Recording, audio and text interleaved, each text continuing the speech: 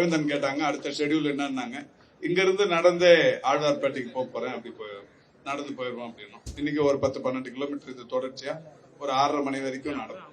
நிறைய பேர் சொல்லுவாங்க நடக்கிறதுக்கு சாக்கு போக்கு சொல்லுவாங்க. எனக்கு நேரமே இல்ல, ஆபீஸ்ல 8 மணி நேரம் வேலை செஞ்சேன், 10 மணி நேரம் வேலை செஞ்சேன்.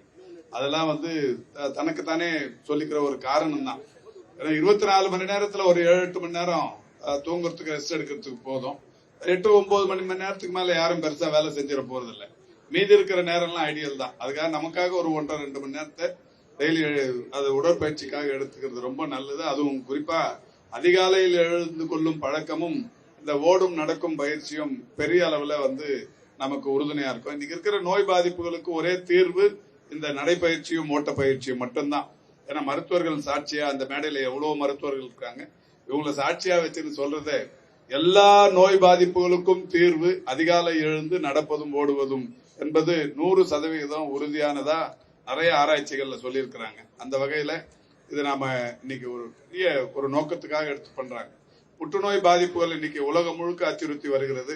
நம்ம மாண்பு முதல்வர் கூட இப்ப 2 நாளுக்கு முன்னாடி ஒரு ஸ்கீம் தொடங்கி வச்சிருக்காங்க, தெரியும் உங்களுக்கு.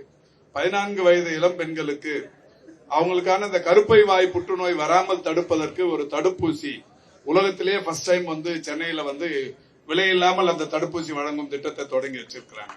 அதாவது ஹியூமன் பாப்புலோமாங்கிற அந்த HPV தடுப்பூசி உலகிலேயே முதன்முறையா இங்க தொடங்கி வச்சிருக்கிறோம்.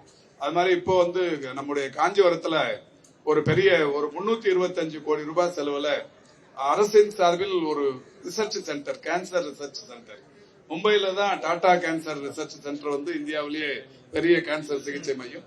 அதுக்கு அடுத்து இன்னைக்கு தமிழ்நாட்டில் காஞ்சிபுரத்துல அண்ணா பெயரால் ஒரு பெரிய புற்றுநோய் ஆராய்ச்சி மையம் ஒன்று கட்டும் பணி விரைவில் அந்த பணிகள் முடிவடைவதற்கு. இந்த அளவுக்கு தமிழ்நாடு முழுக்க இந்த கேன்சருக்காக இன்னைக்கு நிறைய முயற்சிகள் அரசும் எடுத்து வருது.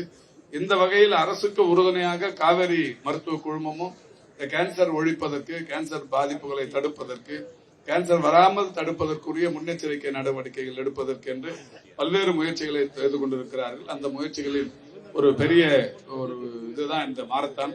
மாரத்தானில் பங்கேற்றிருக்கிற நாம் அனைவருமே இன்னைக்கு நமக்காக ஓடுறோங்கிறத தாண்டி புற்றுநோய் வராமல் தடுப்பதற்கு ஒரு விழிப்புணர்வை ஏற்படுத்துகிறோம் என்கின்ற உன்னத நோக்கத்தோடு ஓடுகிறோம்.